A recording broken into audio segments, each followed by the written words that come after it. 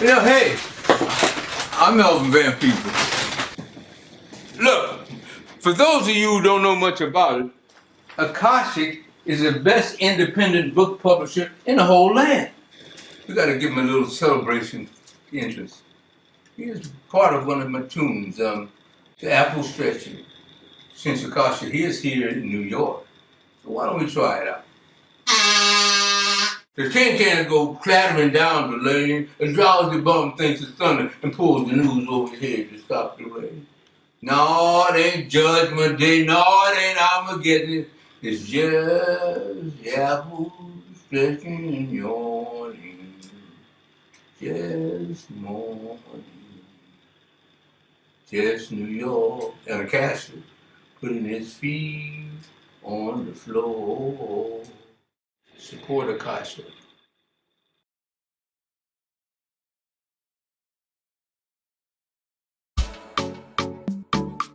Breadfruit Media is a US-based podcast production company that prioritizes the development and production of podcasts by people of Caribbean heritage. Founded by Jamaican-born Carrie Ann Reed Brown of the Carry On Friends podcast, she created Breadfruit Media to support representation of the Caribbean. Check out Breadfruit Media produced shows including BCLF Always Lit, Bridge to You, Carry On Friends, Millennial Health Podcast, Strictly Facts, a guide to Caribbean history and culture, and Style and Vibes. Listen to any of these shows on your favorite podcast platforms. To learn more about Breadfruit Media, visit their website at www.breadfruitmedia.com. Hello, it's Shakira. My short story collection In Time of Need is now available as an audiobook, so please get it, and if you enjoy, leave a review or a rating. You good for nothing, father want to come for you in an hour. It's my first time on an airplane. I can't believe I'm on an airplane. Leon hit me again. I don't think lunch and meat lips would be appropriate anymore, you being an officer of the law and all. I first met Betty when her son stole my car. Shakira Bourne's In Time of Need, the audiobook, is now available on Nook, Apple, Scribd, Google, and wherever audiobooks are.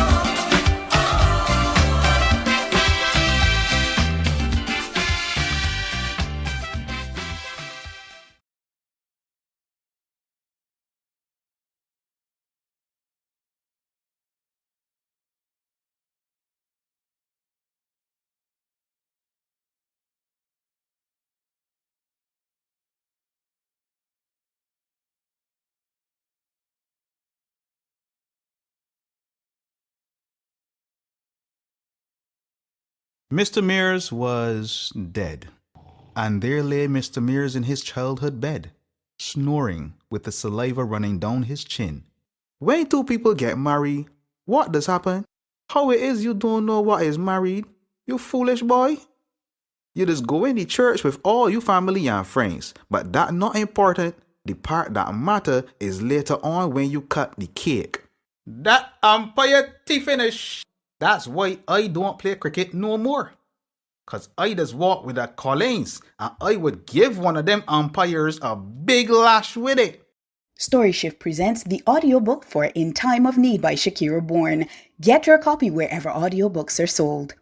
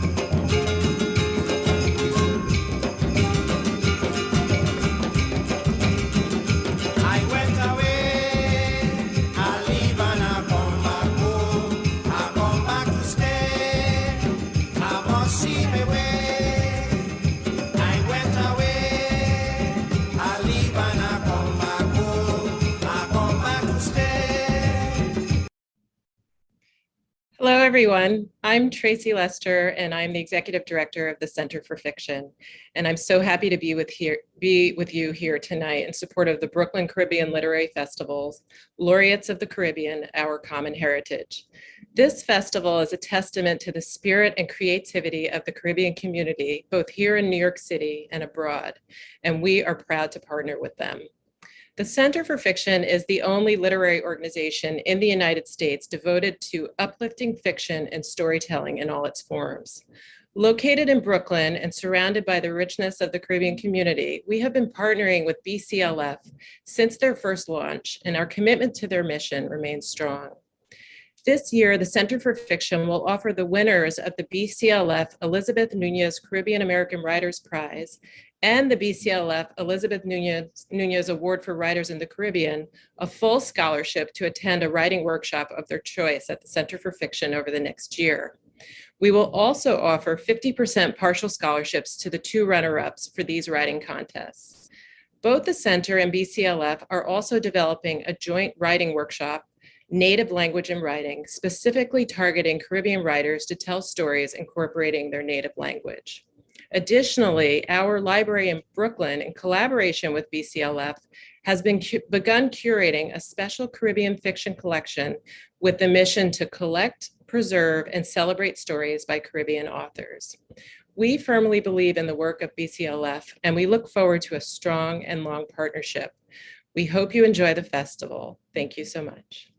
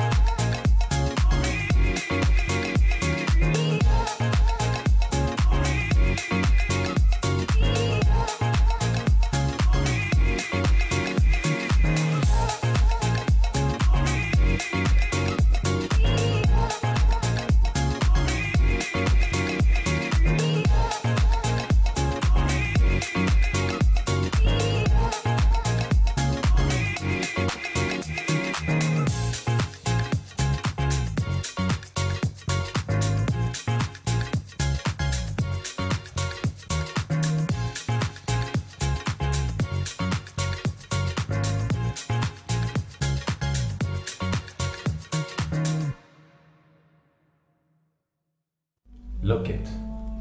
The interior of some marvelous large islands at 2 million meters above sea level, unexplored, uninhabitable by civilized beings, a country of warm snow. Which gaze determines our level of civilization?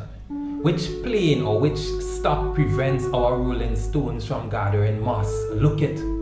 Jejune, trying to measure how much juju have to be worked up to find the right reflection.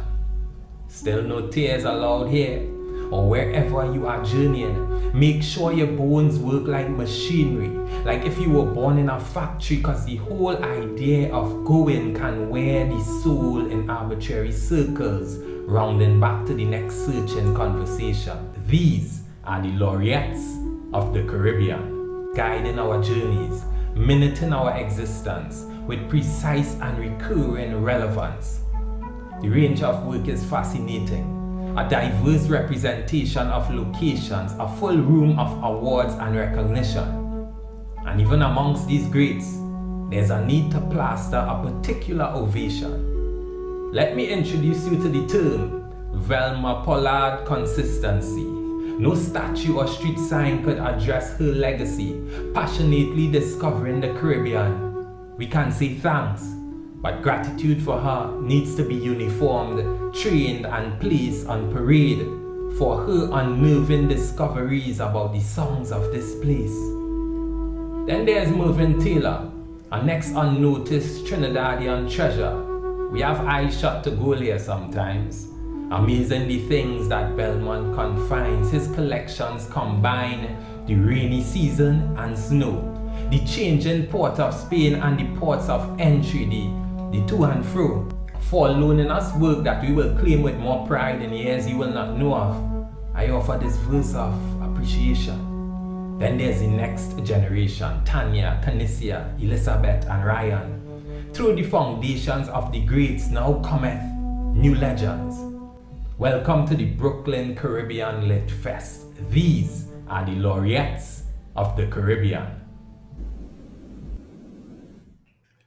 My name is Darren Sandy. I am a performance poet by profession, but today I'm just like you, a humble spectator viewing one of the greatest showcases of Caribbean literary sagacity. Welcome to the Brooklyn Caribbean Lit Fest, a celebration of culture as expressed through the pen of the storyteller and the voice of the marvelous poets. We exist to blaze a trail for Caribbean literature through this annual festival, podcasts, vibrant events, and conversations. Here, there's a tireless work to empower and motivate the hidden storyteller of Caribbean descent to find the courage to tell his or her own story and write from the unique lens of that heritage. Wherever you are, right now you are tuned in to Laureates of the Caribbean, where we will hear masterpieces and engage in conversation with 6 writers from across the Caribbean. We invite you to engage with us via the various chats. Send in your questions, your comments. Find the correct emoji, because we live in the Zoom age, to express how the work moves you. And remember to subscribe, like, and share whatever platforms you are viewing on, so spaces like this for Caribbean storytelling can continue to grow. Ladies and gentlemen, friends, guests, supporters, it's showtime, Friday evening, Laureates of the Caribbean, and we are going to begin with the great, and we are about giving people their flowers while they're here with us, the great Velma Pollard. Velma is a retired senior lecturer in language education in the Department of Educational Studies, Faculty of Arts and Education of the University of the West Indies out at Mona. All the Mona people, put something in the chat. Let me see Mona in the house this afternoon, this evening. Her major research interests have been Creole languages of the Anglophone Caribbean. That's us. The language of Caribbean literature, that's our language. And Caribbean women's writing. Those women are from the Caribbean. Articles in these areas appear in local and international journals. She has published a handbook from Jamaican Creole to Standard English, a handbook for teachers, a monograph, Dread Talk, the language of Rastafari. Velma is also involved in creative writing and has published poems and stories in regional and international anthologies. She has a novel, 2 collections of short fiction, 3 books of poetry, all on the market. Her novella, Carl, won the Casa de las Americas Prize in 1992. Her creative publications are well known. And what is not stated in the bio, because authors tend to be humble, is that Velma Pollard is a legend in the literary scape of this hemisphere, and her work continues to give relevance to the Caribbean tongue, and that will forever be etched in our history and our landscape. Without further ado, I welcome, and if we were in person, we would have been standing to our feet. So stand if you can stand at home. Put some emojis in the chat and let's give a warm welcome to our very own Caribbean legend, Velma Pollard. Velma, good evening. Thank you. Good evening, everybody. All right, Sit down, please. Thanks for that, Mr. Sandy. No problem at all. It's my pleasure. So we have some time here, but the time is gonna pass so fast because this is Laureates of the Caribbean, that showpiece event. So Velma, I invite you to engage us with the work. But first, I want to thank the organizers for asking me here this evening. And thank everybody who has decided to tune in to hear us. Now, this panel, I was given a number of themes: heritage, storytelling, migration, a lot. And it's very difficult to fit all these in a few poems. But I thought I'd start with Portobello, because that to me has in a little migration, a little history, a little heritage, everything. And it is about the man in our heritage who I most love to hate, Sir Francis Drake. And I don't really know why I have always singled him out. Why not Hawkins? Why not Nelson? I don't know. Anyway, I was privileged to find myself where he died. And so I had to write a poem. Portobello, then. I stood where Drake fell. Francis, forever on my mind. I don't remember how they say he fell, or who, if anyone, felled him. I only know forever I have felt the senior pirate, honored till my time, remembered still in names of great hotels and water passages, deserved to fall. Somebody must have said, cut in her eye, this one for dead bad. Here he died, how bad I cannot tell. Green hills look towering down on that fair strand that looks in turn out to a tranquil sea, from ancient lookouts standing still, remembering all the Almora signatures of Spain. Now little children clamber up the ramp, looking at cannons, touching their rusted mouths, free from all fear. The smell of powder fired from these guns envelops all my air. No tablet holds his name, only ancestral murmurs, mouthing words remind me here he died. Aquí se murió, él falleció. These words in syllables his spirit does not recognize. Yet it is fitting that he should die here, unless he could die everywhere. Here where a tract of land links the Atlantic and Pacific, here where best represents all island histories, new nomads wandering.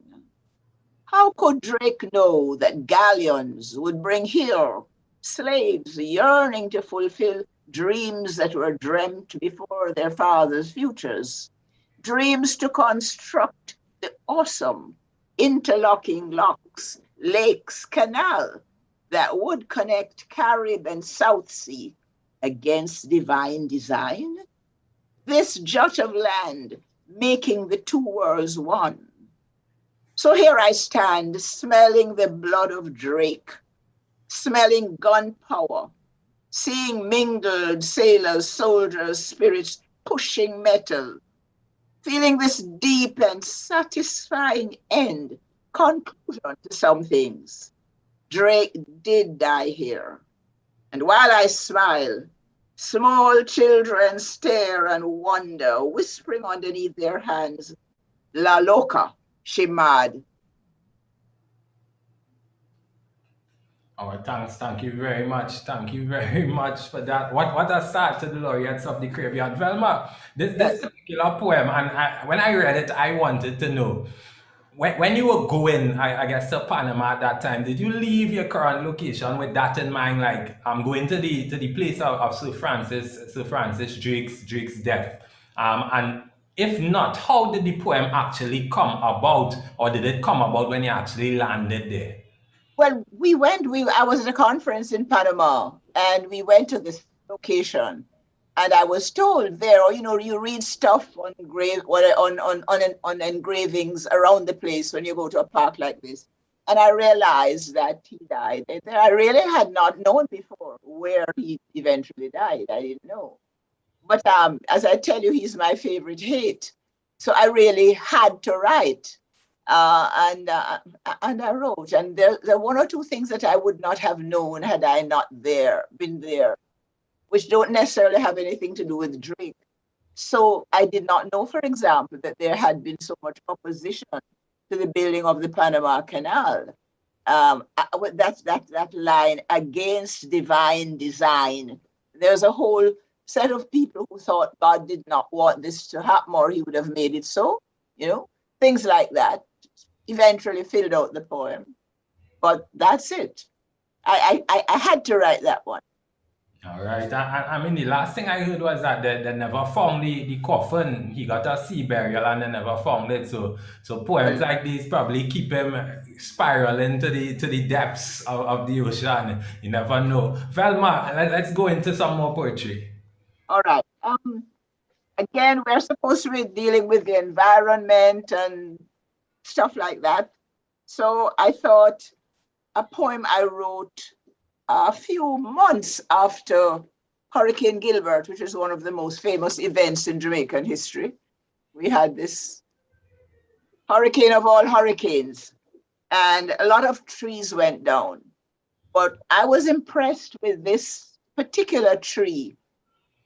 What I was impressed with all the trees, how quickly they started being creative about getting back branches and limbs. Well, this particular one, well, you'll hear it. The poem is called While the Sap Flows. April comes in with yellow pui, defining Mona. And this one leafless trunk, a young amputee, basket case, lately returned from which wind war, shoots from out naked notes its brilliant yellow blooms. The sap still flows. Blooms hug the trunk that shouts out, I too can, echoing its note amidst the yellow branches of those luckier trunks who shower their myriad petals blanketing the earth. And what a message there for us whose strides each early morning take us past this place. Know this, O doubting heart, that while the sap flows, there is nothing man, woman cannot. Nice. And another one about plants. Now, this is a view up through her window for Olive Senior. I need not tell you who Olive Senior is, but she did have a window and she did have a fantastic garden with a lot of trees. I don't know where that is now, but then I looked up through this window and this is what came. There's an oak in her garden with maple behind, green leaves on purple, figure on blue sky ground.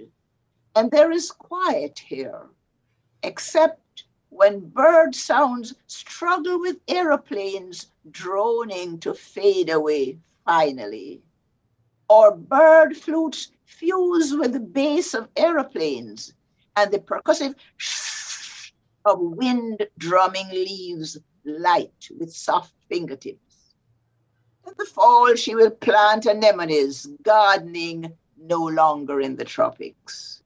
Gardening and paying for advice here where no grandfathers unasked instruct us how and what to plant. Gardening is costly here and cold. Yeah, well done, Velma. Again, Velma, I had actually met Olive last month. I met Olive last month, and we got to sit and have a conversation, me and a few others. Velma, how important is language is critical to you. How do you see, if you ever see, the climate, the Caribbean environment connecting to the actual way we express ourselves? The poem before was about a hurricane, and Kamau would have said, the hurricanes don't roar in iambic pentameter. I always remember that quote, and I always wonder how the Caribbean environment itself contributes to the language. What do you think about that? Well, it's the language to the environment, and the environment to the language, I think, is a constant balance, This is the wrong poem for that, though, because this poem has references to the Caribbean, but not in language. Where I say that gardening is costly here, whereas in the Caribbean, grandfathers would be giving advice whether she wanted it or not, how and what to plant. But regrettably, I didn't give the advice in Caribbean language. There are other poems where the language is more obvious, but not in this one. But as I say, it's a constant balance. I think for me, where the real Caribbean language comes out is in my prose when Caribbean people actually speak. But poetry is so terse and so tight. Well, now that you asked that question, actually, maybe I could find a poem that I find quickly, if you just give me a chance. No problem. By the time you're looking for it, I will tell you that you have a grandchild on saying, "Go grandma, so proud to be your granddaughter." It looks like Amari is on looking, right? And for those other viewers looking, continue to share the content. This is what it's all about, making our Caribbean literary greats get that kind of appreciation. It's simple, just share the link, whatever you're watching. If you're on Facebook, it's easy to share. You don't even have to leave the stream. You can just click it and share it and let them know that the Laureates of the Caribbean is on at the Brooklyn Caribbean Lit Fest. And we have some great comments in the chat there coming in. Brilliant, amazing. I have to agree that this lady is a legend. That's another Pollard there, Velma, Michelle Pollard Gonzalez. Oh my! No, that's terrible if only Pollard say that. That's not good. Anyway, I have a poem here dedicated to one of my grandchildren, one of my grandsons, Steve, and that answers your language question. Okay, well, look at that. Let's get it. This is called cut language. I have to spend some time on cut because I discovered, and I use the term advisedly, that people not from the Caribbean were interpreting that cut not in the way we do. When we say cut language, we mean, man, use the words, Yeah. But they were thinking of it as some kind of shortening of language, which is terrible because I don't usually write, explanations for my words. I took it for granted that you cut language, man, you're chatting. But I found out that it's not always, not everybody knows that. Anyway, this is a short one. Wrapping your tongue around words, Stephen, maneuvering spinsters and bachelors. How many learn to spell, but never practice words? My grandson, you will be wordsman, claiming this English language, other people's anguish, claiming our patois, switching easy when reason calls. I saw the lightning leaping through the house. I heard the thunder clap and Natty bawl out, Jesus Christ. Children across the wall offend, and you defend with, well, boy, no matter way. Didn't I tell them every time bilingual is the lick? There you go. Velma say cut language. We had a cut language, people. Cut language. Yeah, I love it. Every time I hear that sort of rhythm, of course, coming from the arena of performance poetry, it just takes me back there to that it's a very lively scene in Trinidad and other parts of the Caribbean, the performance poetry. Velma, we have about time for one more or two short ones probably. So you could try to make that selection. Well, I have a big choice to make. You know, tomorrow is the anniversary of 9/11, and I wondered whether I should read a bit of a 9/11 poem. Yeah, we can take that. We can take that. Yeah. But it's either that or something in Lynn lighter mode called Kicking Daffodils. I don't know. Now, as you say, lighter mood, I ready to cut language, Velma. What will you do? Well, we'll take the Kicking Daffodils. And that has something to do with our educational heritage, in a sense. Okay. When Wordsworth, wandering lonely as a cloud, praised golden daffodils, he could not mean demeaning Kingston buttercups. He never saw them, never crossed Atlantic waters, hardly searched maps for dots of islands farming bloody sugar. Today, wild critics knock him blasted colonial. Truth is, he never said that boys and girls should stand and smiling elocute no host of golden daffodils. Grown men and women hating school days, every time drag daffodils from slow decaying memories, chucking blame. Nobody's kicking lakes, nobody's kicking dales, though Wordsworth walked o'er both to burst upon this host. Why then kick golden daffodils? So that's it. Thank you very much. Why then kick golden daffodils, Velma? And it is such a privilege for me, and I know I'm speaking on behalf of so many people here. The Antiguan writer says nothing but respect for Miss Pollard. It's nothing but gracious, delighted to be listening to her poetry. Viewers, we are in the presence of a legend, of somebody who has contributed so much to what we do in the literary landscape of the Caribbean. Velma, we thank you so much for sharing this moment, this time with us at the Brooklyn Caribbean Lit Fest. It truly was a pleasure. Thank you very much. Thank you. Thank all of you for listening. And thank you, Mr. Sandy. Yes, no problem at all.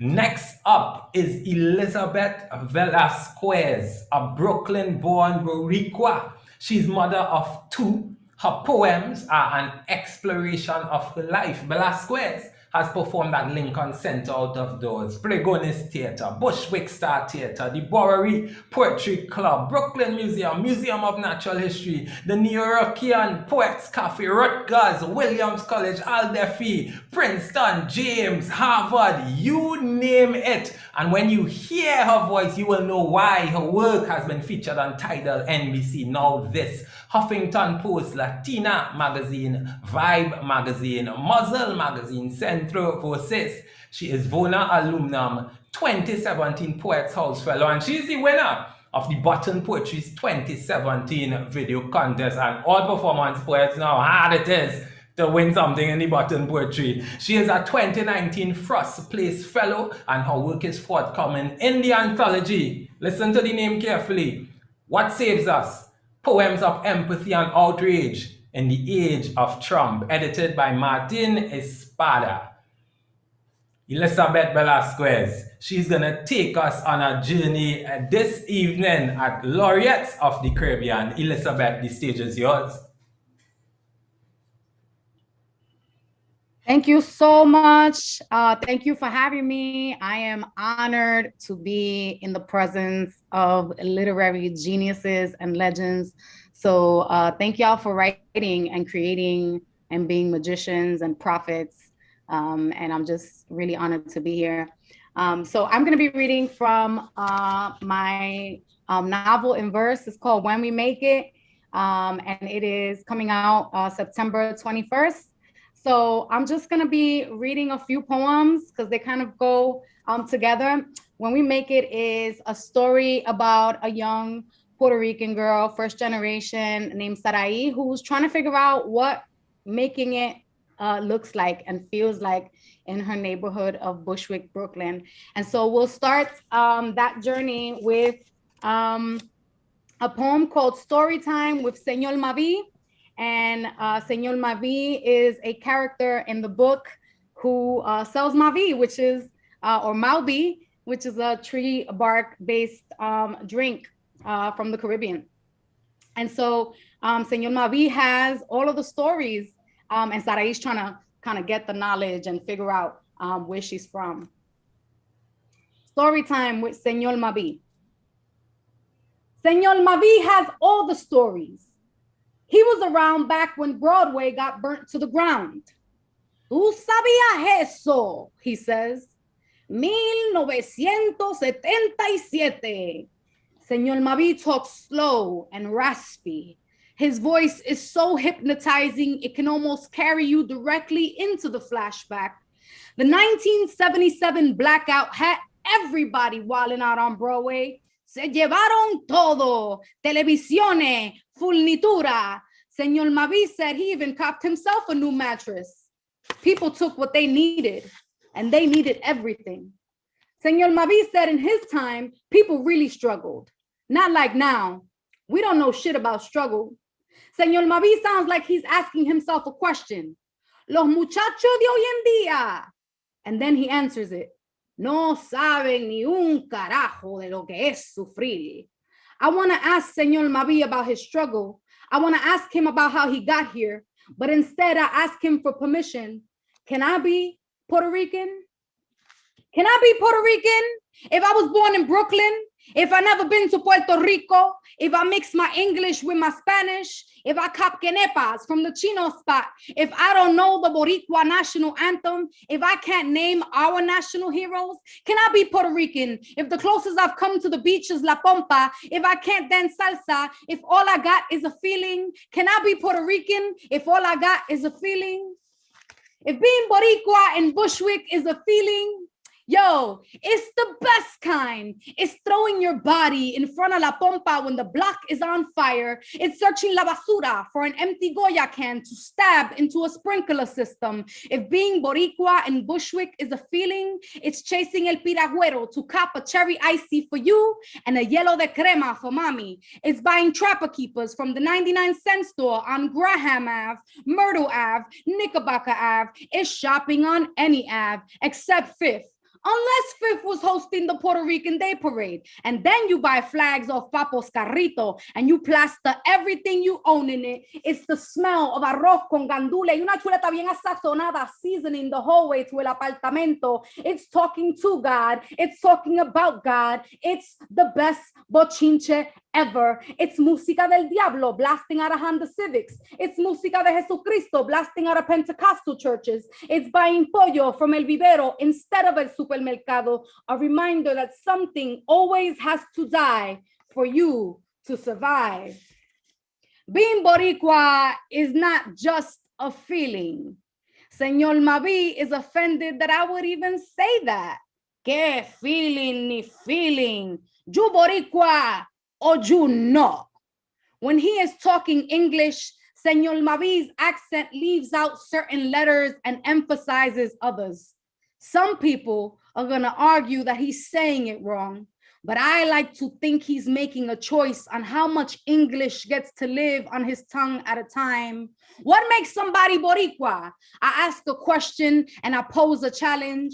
Primero, tenemos que bregar con la historia. I think Señor Mavi means that being Puerto Rican concerns a history I don't know and one I must learn. How we talk, Boricuas. We don't say listen up, we say mira. We don't say we surprised, we say chacho. We don't say we poor, we say la piña está agria. We don't say that sucks, we say ay bendito. We don't say what a mess, we say que revolú. Today, I overheard the bodeguero Gordo use all of these while talking to a customer. He said, mira, en qué revolú me metí yo, mudándome pa' acá, chacho. Y estoy estoqueado porque la piña está agria. And all the customer could say back was, ay bendito. I got two more pieces. This is called pronunciation. We can tell who's from the neighborhood and who isn't by the way they pronounce street names. We pronounce Graham Avenue not like the cracker, Graham, but like if the first half of the word got stuck in your mouth and you had to breathe to let out the second, Graham. Some people say we are saying it wrong, but they are just jealous that our accents want every letter to be heard, because isn't that the worst thing, to exist so plainly in sight and still be ignored? If being Boricua in Bushwick is a feeling, yo, it's the worst kind. Not worse like we wish we were anybody else. Worse like we know we're not supposed to be us. Worse like, I can't believe mommy traded in a singing coqui for a roaring M-train lullaby. Worse like, we gotta wait online for everything, especially our humanity. Worse like, everybody in our hood is Puerto Rican, but ain't no Puerto Ricans in our history books. Worse like, is history trying to tell us we don't have stories? Or just we don't have stories worth telling? Worse like, we belong to a missing people or something. Worse like, we know our people not missing because we find them every day. Worse like, if I was to go missing, would someone try and find me? Worse like, damn, I hope I never go missing. Worse like, what if I'm missing right now? Elizabeth Velasquez, I've seen somebody in the chat asking, I just came, who is this? And I really wanted to know who it was, but we said so much. We said that your poetry, your work encompasses your life itself, and the images in those poems were so clear. But what was the motivation for this particular collection? And I'm seeing people in the chat saying this is fire. You know, this is fire when things lit. We're seeing some flame emojis coming in from Gina inside there. So, you know, tell us a little bit more. Tell the our side of the Caribbean. We know sometimes Puerto Rico is we consider it another part of the Caribbean because they're not the West Indies cricket team in a kind of way. So Elizabeth, of course, bringing something new and different. So tell the viewing audience, let Trinidad, let Jamaica, let Barbados know who is Elizabeth Velasquez and where we could actually find and follow you. Yeah, so you can follow me on Instagram, Elizabeth. It has no Z and no H. Elizabeth. I feel like people from the Caribbean are the only people that can say my name right. So shout out to us. ElizabethVelasquez.com or Elizabeth Velasquez Poetry on Instagram. My parents were born in Puerto Rico, and their parents, and so on and so on. So I was first generation born in Brooklyn. And so I was removed from Puerto Rico as a place, but not removed from Puerto Rico as a culture. And so because my parents came to New York at a time where Puerto Ricans were, highly discriminated against, and it was really difficult. They tried their best to assimilate into American culture, and they thought that was the way. So I didn't get to learn the history about Puerto Rico. But I had a feeling, right? And it was all around me. It was in the food, it was in the dances, it was in our mannerisms.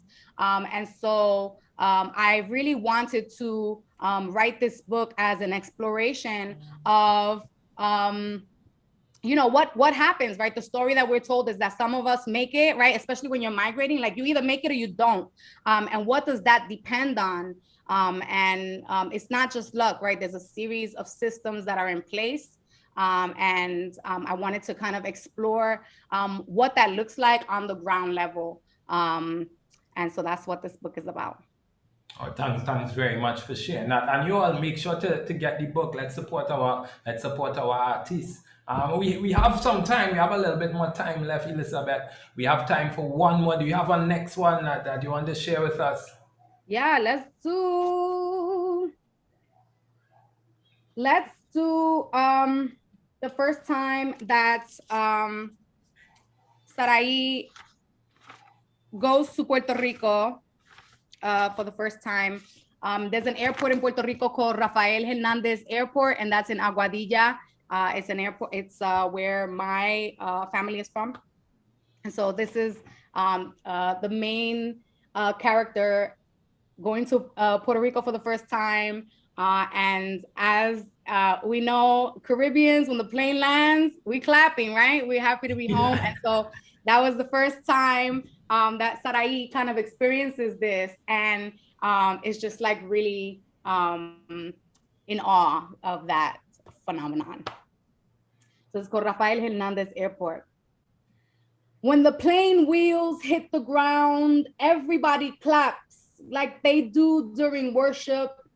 And I guess it makes sense to praise the landing, each passenger putting their faith in the pilot and the flight attendants.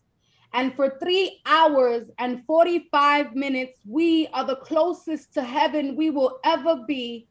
Oh, how dope to be part of a glorious congregation in the sky, a rapture of Boricuas rising like we always knew we deserved to, like stars, like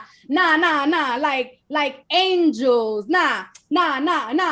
like chosen ones, celebrating this going home, this second coming. Wow. Oh, wow, the energy and the power from Elizabeth Velasquez, and I'm seeing in the comments that you all, the link to follow her is actually right there, Elizabeth. It was a pleasure meeting and connecting with you. And in Trinidad, we say nah, we say nah too. We say nah too in Trinidad, so I felt that one there definitely. Of course, the poetry are talking about that movement, the fight that is sometimes involved in the entire process of migration, and it's a commonality across the Caribbean. You know, people always leaving, going, coming, leaving, going to try to find some sort of better way. And there, Elizabeth has that struggle and the triumphs documented in her work. So thank you very much, Elizabeth, for sharing that with us. We thank you for having you at Laureates of the Caribbean, Elizabeth. Yeah. Up next, but before we go up next, all of you watching, I know you all there. I'm seeing it in the comments. I'm feeling the energy. But remember, these are our Laureates of the Caribbean. So all you have to do is share it. Once it lands on your page, other people are going to look. Let's shake up the Instagram and the Facebook algorithm this evening so people could be tuned into the Laureates of the Caribbean. We are not even halfway there yet. And I feel so filled with energy, so filled with emotion at this point. And we are moving on. Up next is Ryan O'Neill. He's an artist born in Kingston, Jamaica, but spending roughly half of his childhood living in Toronto, Canada, where he is currently based. Ryan aims to create a bridge between his two homes, as well as a bridge between reality and fantasy through his work. His personal aesthetic is often dreamy and takes heavy cues from the organic expression seen in the art of the Caribbean. His writing is packed with vivid imagery and a touch of magical realism while exploring contemporary slices of life. In all of his creations, Ryan aims to create the world he wants to live in. What an intriguing introduction to our next laureate of the Caribbean here at the Brooklyn Caribbean Lit Fest. Ryan O'Neill, welcome. I'm glad to have you on board, and I'm going to invite you to go straight into the work. Definitely. Before I get right into it, I have to say thank you to the organizers. I don't know about everybody else, but Toronto, the scene is still kind of quiet with all of the, the pandemic and all of that, but not sure how it is in Trinidad or around the Caribbean or where everyone is. But just to have the opportunity to be around poets again, man, what a pleasure. And worse with the pedigree of talent on show. I mean, the stage is already hot. So let me get into it with that. This poem is one of my favorites, and it came from a place of memory. My book is called Ritual and Ruin, and it very much does dig into my memory at times. And this is one of my favorite rituals, even though I don't do it often enough now, but it is a shoe shine. And as Darren said, I was born in Kingston, but spent some time in Toronto, and I had the somewhat unique experience of going back home for high school and having to relearn how to do everything that comes with wearing uniform and putting myself together for school. This is The Shining. Grab that left shoe, put it over your hand, and make your fingers span as you make this boot a glove. Then polish, then water, then brush hard. Brush hard like that is lashes if you don't do it right. Apply polish heavy like how we stain boys' skins when they fall asleep first at camp. Brush with vigor and shine it. Brand the boot with brush until you make it into a mirror. Make it shine like soldiers' shoes before war, before mud and dirt, before lunchtime sprint, before cricket pitch and ball game at break, before morning devotion and teacher checking your uniform. Make the shoe shine black till it radiates. Make it reflect jealousy from the sun.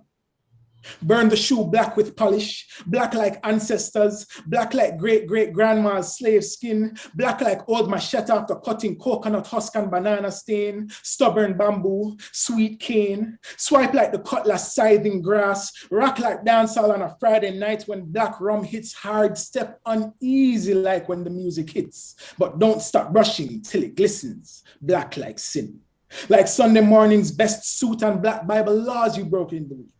Like the slice of black cake you stole, like Susie's black dress and clandestine thoughts, black like damnation spilling unchained and evil from the preacher's mouth.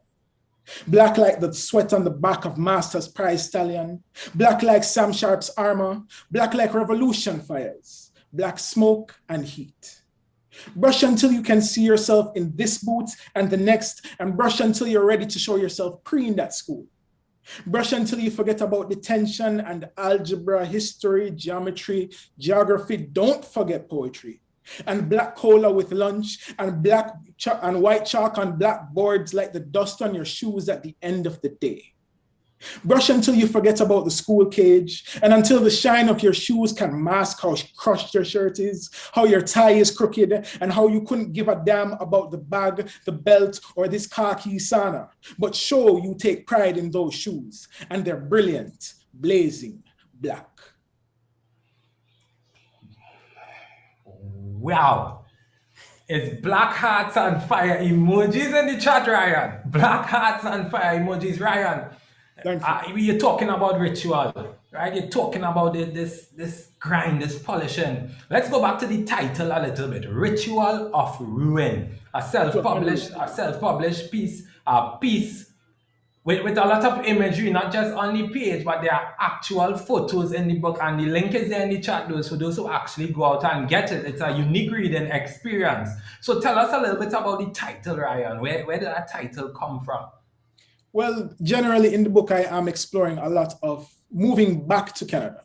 I feel staunchly Jamaican, but I haven't lived at home for a while now.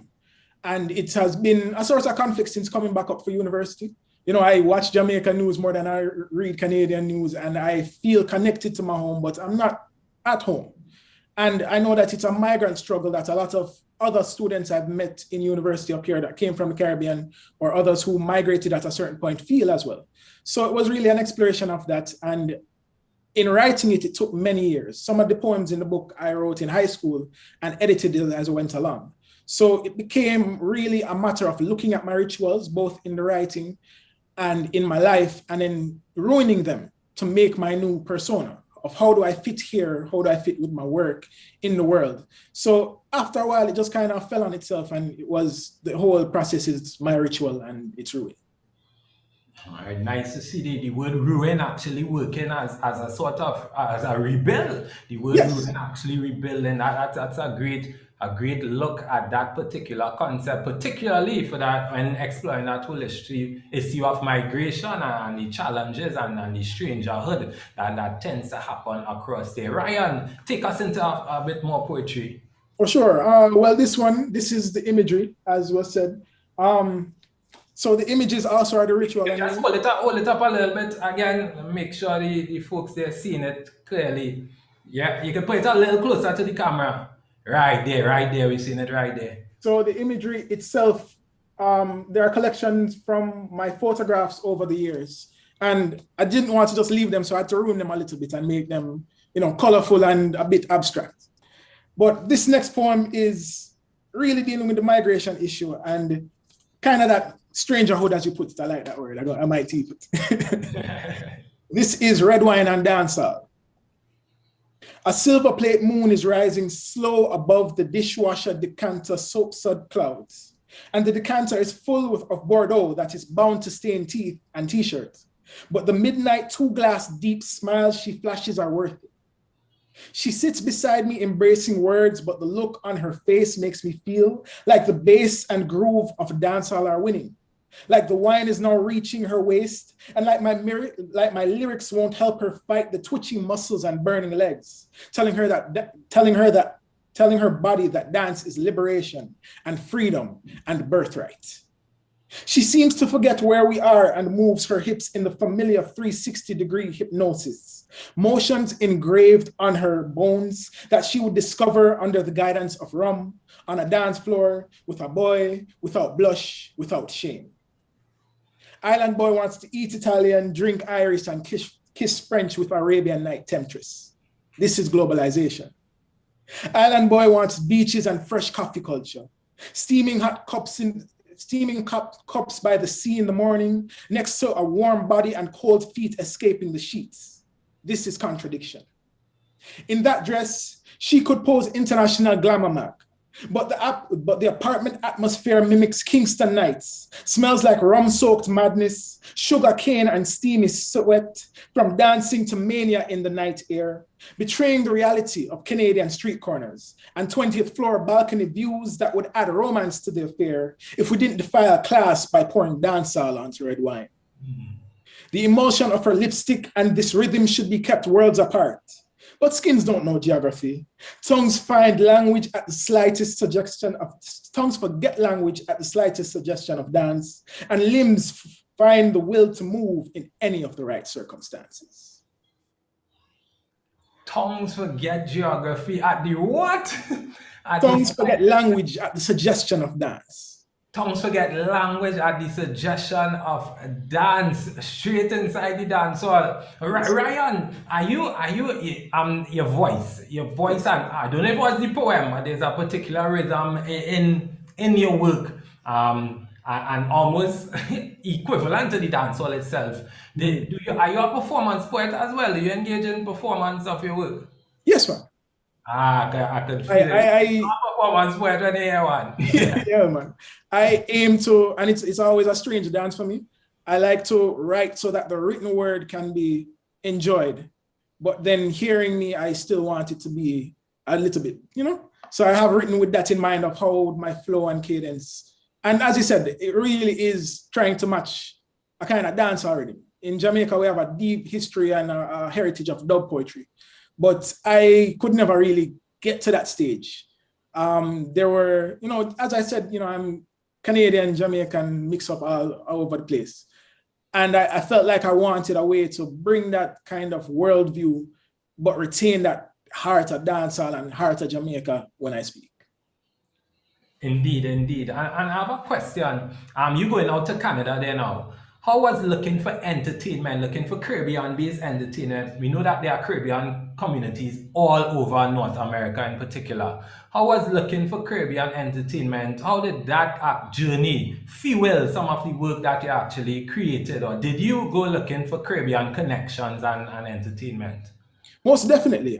In university, I was president of the Caribbean Association, and I've always been very close to Caribbean diaspora, not just Jamaican, but my people who, even though we might call fruits a different name or have a different slang, we speak the same language kind of. So there was looking for that, but there's also looking at Canada in and of itself as a society and wondering how I can fit in. So I've never wanted to be dependent on those Caribbean pockets, even though I do gravitate towards them. I wanted to know that wherever I go, be it a museum or an Irish pub or wherever, I can still hold my own with my Jamaican self, but in that environment. For sure. Give us some more poetry. I think I took up enough of your time, but no worries. No, and I'm excited because the ice totally broken, the stage on fire. Take it away again, Ryan. I'm going to cool it down, actually, just a little bit. But this is one that I really like as well. I think poetry is always the best vehicle for romance. So a lot of the poems, even when they're not intended or they didn't come out of that space, I might shove them back in. This isn't one of them. This is one that I think is a very millennial problem. We have all of our dating apps, and coming from the Caribbean, I actually miss going out and meeting somebody. But because of that, you know, we have different things to navigate in the realm of love. So this one is one that I kind of term post-coital distress. This is tiny islands. It's like we don't dare to kick life into the air or allow the room to breathe. Static as we watch dust in the light beams, staring as if we can see a perfect tapestry of woven bodies in the floating specks. I suppose we already know we can never repeat this moment. It's as if we know we can never perform an encore of the slow tension pulled from the guitar's soul, and the walls have already forgotten the echo of sound. And so there's no evidence of sound or notes we can repeat. And because we can't see anything past our legs hanging off the bed, since cameras would find it hard to find us in the dark, and since television would find it hard to sell this sex, since we have no hope in reliving nights like these on silver screens, and since your vanilla-laced brown sugar is too rare to repeat, maybe it's right for us to lie still, trying to commit this to memory, forcing our limbs into submission, both afraid to break a silence, murdering emotions in reverence, afraid to hear a palm leaf voice rustle and crack, cautiously trying to keep the waters underneath calm, to preserve the pattern of these sheets, afraid that if we move, our story will be lost in the dust, and we'll realize we're still separated by seas, trapped on tiny islands. Thank you very much, Ryan. Thank you very much. We have some time still. I'm going to allow you to see if we could get in one more in the time that we have. Yeah, man, I have one more, pretty short. So like I was saying, a lot of poems I end up romanticizing even though they didn't. This one is a bit of a conversation to myself around some of the themes we already spoke, so I'll get into it. And it is kind of the exclamation point for what I was trying to say in the book. This is expat's remorse. Despite the barking patriots in our heart-screaming motherland, we are both from here now. Yet we flicker exotic colors that look like home, like bright specks of glitter in the black sky, or dying leaves in fresh snow, or like the muddled orange and red, like we're trying to replace the autumn chills with looking like the mangoes turning ripe. Breakfast, and I tease that your addiction to maple syrup is north of the tropics. Quick wit, you ask if I knew calamari before I discovered it battered and deep fried on Asian menu. We laugh about our new identities now bigger than our tiny rocks and marvel at how they are dwarfed by the thoughts of home. Bruised ego and sorrowful eyes, you say, I don't think I could go back for good. Did we both outgrow the islands, exchanging tides and shores for sidewalks and midtown traffic? Although you're no longer foreign, do you still crave feeling different? Do we still want to stand out? You say I think too much as you search through countless curiosities. You try to interrupt them with kisses. I can understand no longer feeling homesick, but how do you not miss the dancing? Ryan O'Neill at the Brooklyn Caribbean Lit Fest. Ryan, where the people, I see Michael says this is the first time he's hearing you and he's glad to hear you for the first time, Michael Buckner. Thank you, Michael. Where can people find Ryan O'Neill on social media and otherwise? You can find me online and on social media, Instagram at Ryan Imagines or ryanimagines.com. My name is Ryan and I imagine, that's it. Name is Ryan and I imagine. Ryan, thank you very much for sharing that passionate rhythmic work. I heard somebody in the chat saying DJ, right? Coming from sharing the experience of Jamaica, of Canada, and really connecting that and bringing us, and even for sharing the imagery in the book itself. And when I saw it, I like, wait, boy, the PDF version ain't working for me. So I have to go out and get the real book so I can get those fresh, nice images there. Thank you very much, Ryan, for being here this evening. Thank you, sir. Yeah. We are moving on. We are just at the halfway point of Laureates of the Caribbean at the Brooklyn Caribbean Lit Fest. And of course, you are there on YouTube, you are there on Facebook. We are asking you to subscribe, to share the video that's happening right now. And there are so many great events at the Brooklyn Caribbean Lit Fest that you'd want to be a part of. And we are going into the second half of Laureates of the Caribbean on this Friday evening. And it's gonna keep getting even greater and greater and greater as we continue on. It's the 2021 Wyndham Campbell, Laureate, writer, editor, teacher. Her books include Voodoo Hypothesis, 2017, Code Noir, The Geographies, listed for 9 book prizes and other honors, including winner of the OCM Bocas Prize for Caribbean Literature, the Griffin Poetry Prize, and Derek Walcott Prize. Also awarded the 2021 Joseph Stoffer Literature Prize.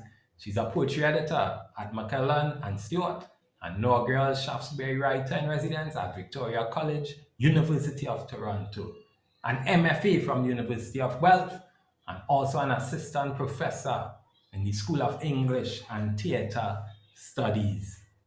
A household name to many by now, based on the proficiency of the last few years. We know who is coming. It's none other than Canisia Lou Bren. Canisia here, folks. Canisia is here at the Laureates of the Caribbean. And I mean, there are so many superlatives of late that we could use to describe Canisia and the way that she has really transcended what happens on the page into a fresh and unique experience here, coming from a very young writer as well. Canisia, we are so glad to have you at the Laureates of the Caribbean. And I know that you are ready to go. So without further ado, I'm gonna let you get right into your poetry. Darren, thank you so much. You know you could make a stone feel alive. You're such a hype man. Thank you so much for that introduction. I would like to offer my thanks to the Brooklyn CLF for inviting me here to share this space with such luminaries, Velma and Mervin, Elisape, Ryan, Tanya, Darren, you yourself. And you know, it's quite a pleasure to be able to hold this space, especially during these times. I would like to dedicate this reading to perhaps what we can call the sort of intensifying catastrophes around us, of our present world. The pandemic, certainly, and what it has done to Black communities, communities of color. You know, I'm looking at the vaccination numbers in the Caribbean, and they're quite dismal still. The St. Vincent volcano catastrophe that just displaced so many people. Haiti in 2010, almost 300,000 people presumed dead. If 11 years later it's still presumed, then we can basically call that a fact. And recently again with the earthquake, and the devastating heat wave that killed almost 1 billion sea creatures. So it's not just us humans who are susceptible to these catastrophes. So I would just like to offer this reading, holding that in our midst. So I will read from the Disgraphist, the final act, called Ain't I Again. I am held within these claims that I have kissed unlucky things, buried pets, eaten sugar-free ice cream, endured a first blood test, made friends without benefits and lost them, found new ways of saying what is not ever enough to say, ways to fish, to drink, to park, to burn into something new. With this life, I have been careful too much, disciplined to the extent of disremembrance, infrequent colors pissed into the wind. I don't remember when I decided to fold into myself, or when walking foot before foot to the feeding ground of murderous birds became the way to admit that words can be a giving up, outcome of years rearranging a subterranean scar. And I have been called many things late at night: greener grass, scientific utopia, dream of ancestors. What about rainy weekends? What about poltroons, the doomed cults full of hyper-rational people who've miscalculated the heights of doors? How many stairs are left? And when stood up from a tumble, find polite applause. Find the romance of liberal consumption on the news. Anyway, any sharp thing is a short distance from possible to voluble. Father, what about a foot laid down hard on the gloss of the business suited? The testing birds that remind me I am just as committed to freedom as expression. Wet organ, the depth of the idea, the benign word for denial would wipe out history. Carefully, let us talk again. And if you will not hear me, consider the coral crab, my wooden trap, the song of citizen hung out to dry. Consider me. I keep one vat of tar alive for any possible crack needing fixed by hand. I have come before, wholly atypical, with the volume turned up, way up on the radio. Let me pause here. I am not here if not diagonal. Let me start where it begins, with Jejun, with I, who went to see my father, blinded in his inborn pericranial debris, red, black, purple, black, new black, ultra black, black, black light. Definitely, not partially blind, he says. He with his gone sight, scarring the ceiling with the uneasy movement of his eyes.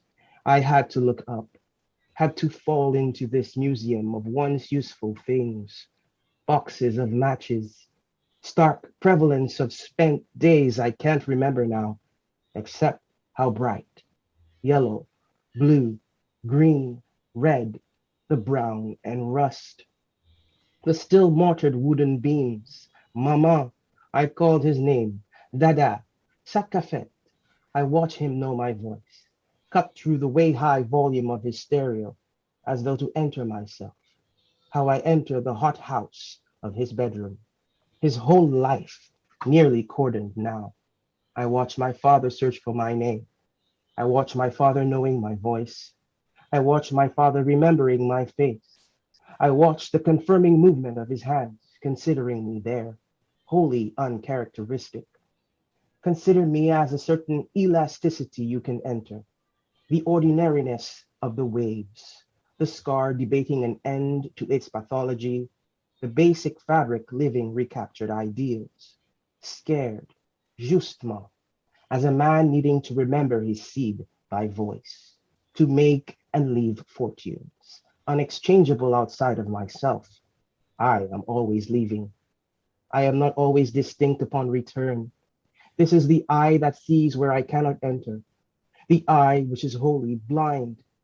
I lie down on his fibrous carpet and simply fall back into myself, once jejune, as the bones in my chest heave their lodging through skin. Here the eye's impossibilities make corridors of things, not too long arriving. The coulomb of an organ most aware of lethal temperatures to prompt us both into the words that have been made into supper for us, turning out a needed hour or more, turning out the yellow of eventides into the vast hall of nature that keeps us feeling. There is in his yard 3 beautiful pomegranate trees. One bears diseased fruit, the other 2 are not to blame, all full of birds. Let me get back to the thing that must be said. Wearing a t-shirt, beads, a feather, a posy on my head. Impossible, Jejun, this talk of the living unconcerned with our dead.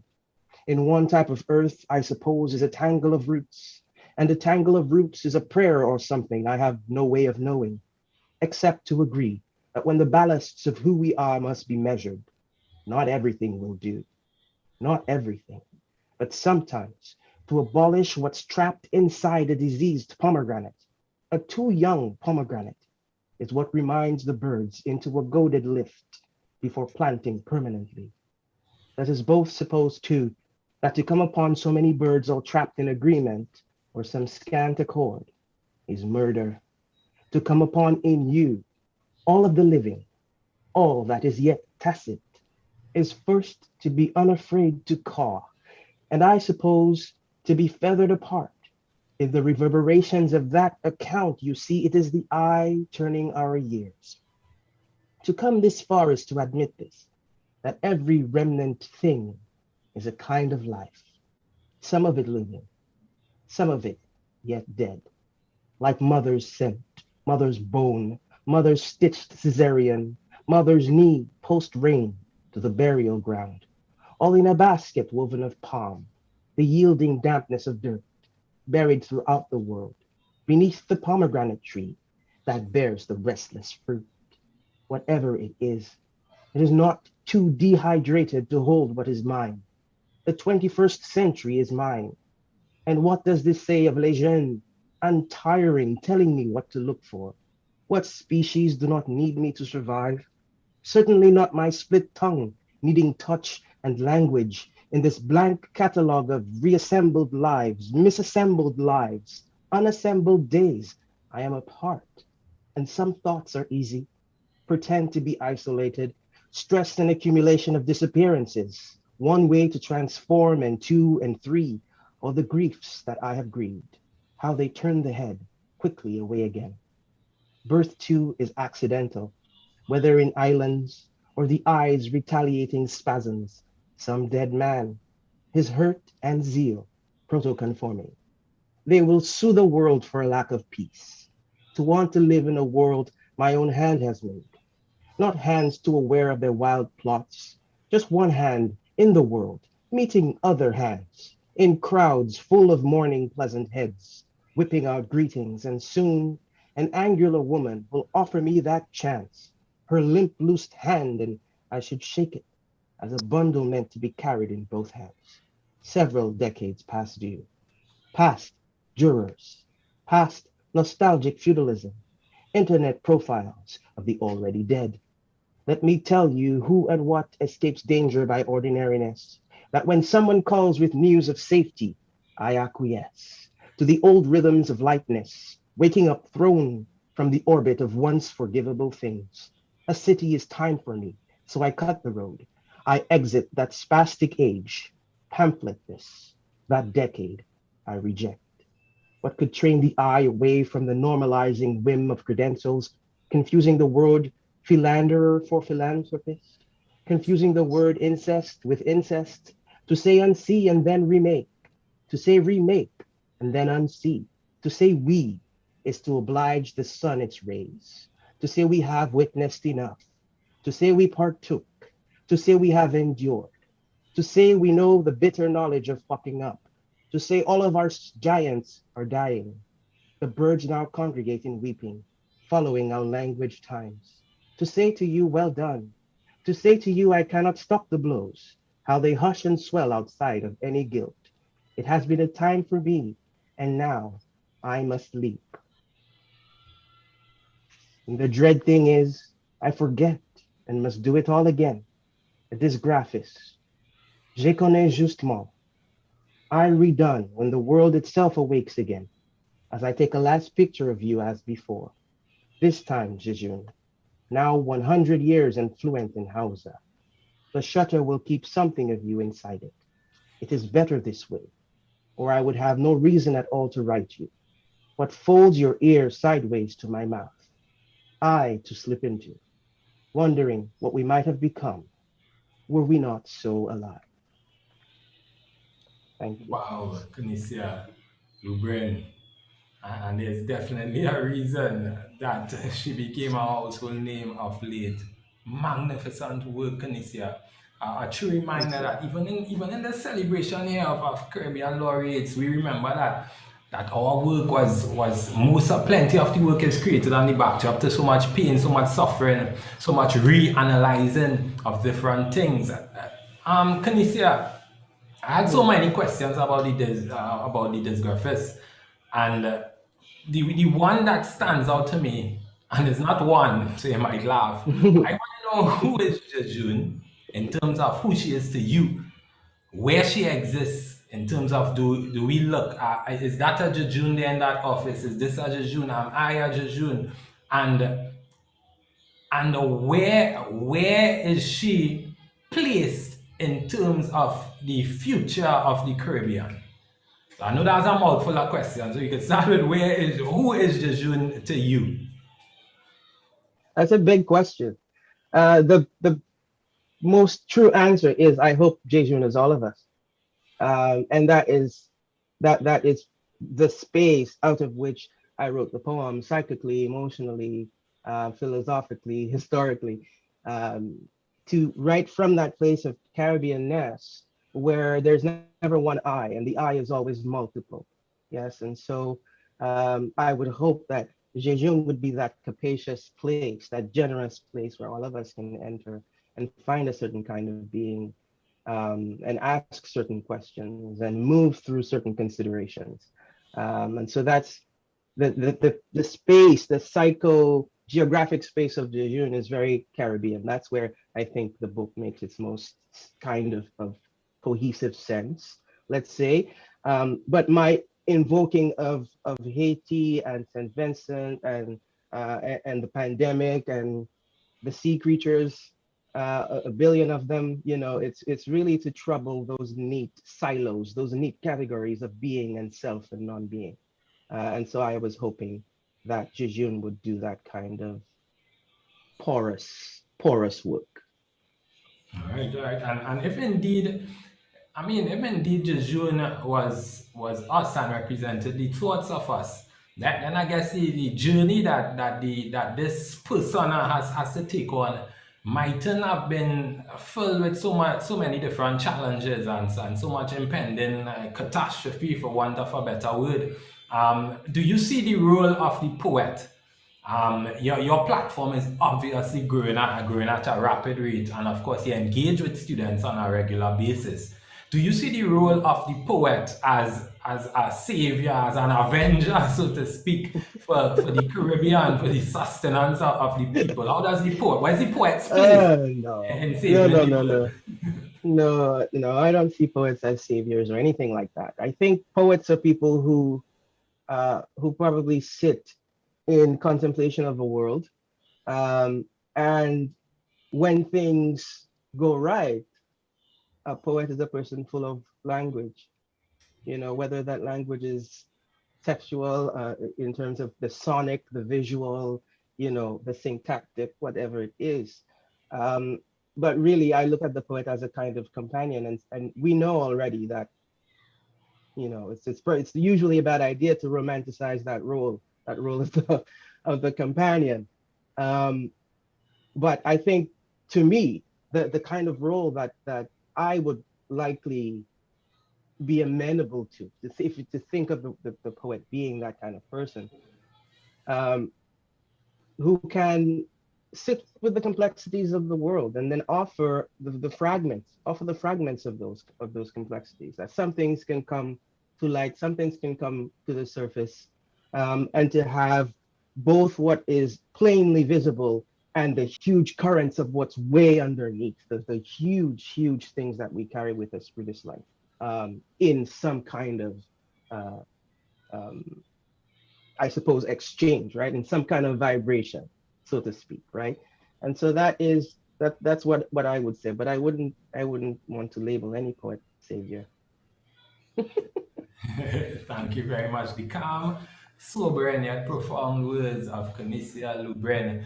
Canisia, it was a pleasure, of course, a great honor having you here with us this evening, and we are very grateful that you spend that time reading from that award, not only award-winning, but impactful piece of, and unique piece of work, for want of better words, for sure.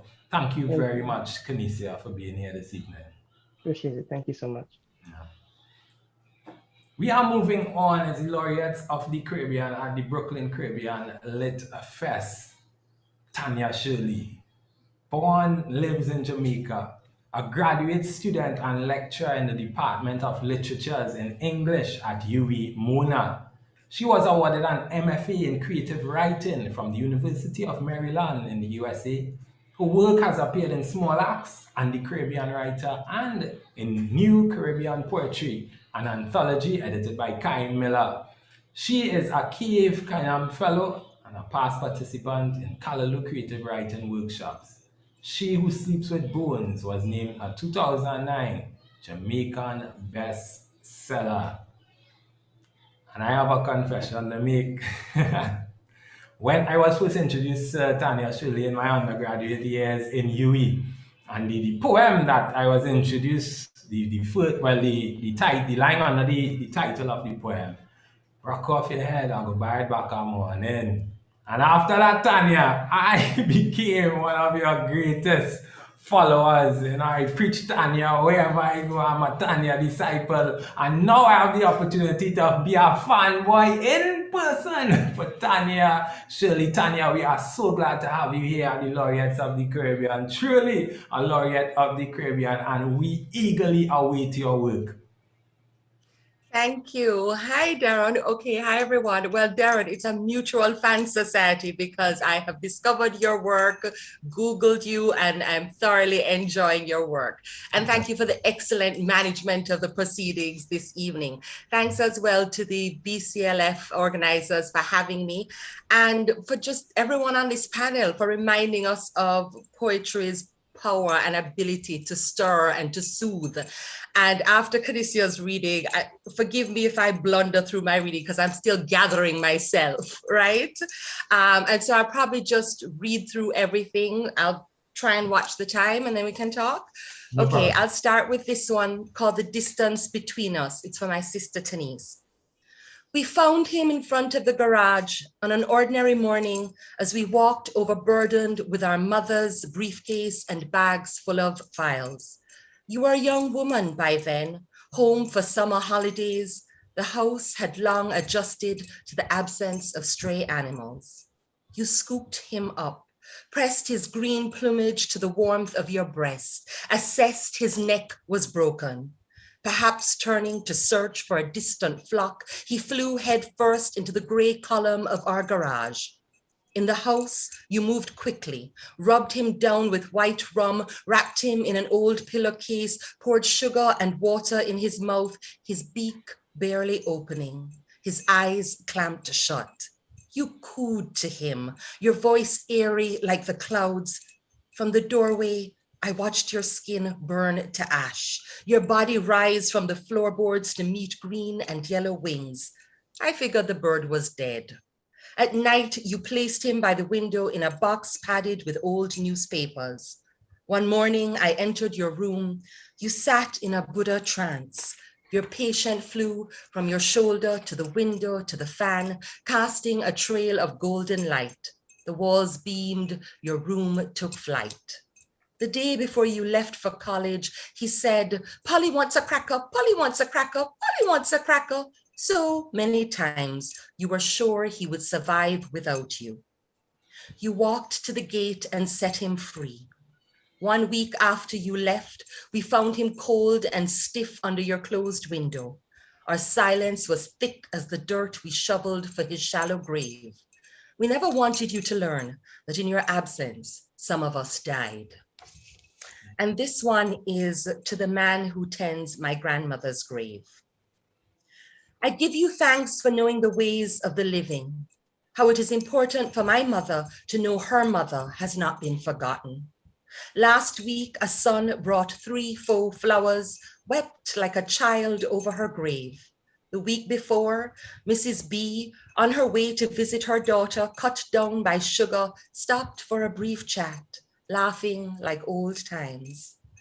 I give you thanks for the plot of grass, perpetually green in a place famous for water lock-offs and parched earth. I give you thanks for stooping to Brillo polish her silver tombstone so we see ourselves in the sheen.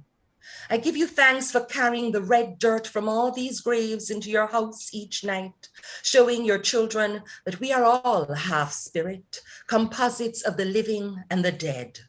I give you thanks for taking the crumpled bills, small payment for back-breaking work in the sun with a smile, even when this exchange is infrequent like the rain here. I give you thanks for knowing the slight bend of a body carrying grief, the quiet before flood. Last Sunday, we came with my father to visit his brother freshly laid in the earth, another grave for you to tend. We thought he was handling it well, he could drive us home. Quickly, you ushered me over. Him can't drive. Him soon broke down bad. My mother drove. My father became the water within him. And you who tend these graves, may your death find you among familiar faces, grateful recipients of your tending. And I'll go straight into what we've lived to tell.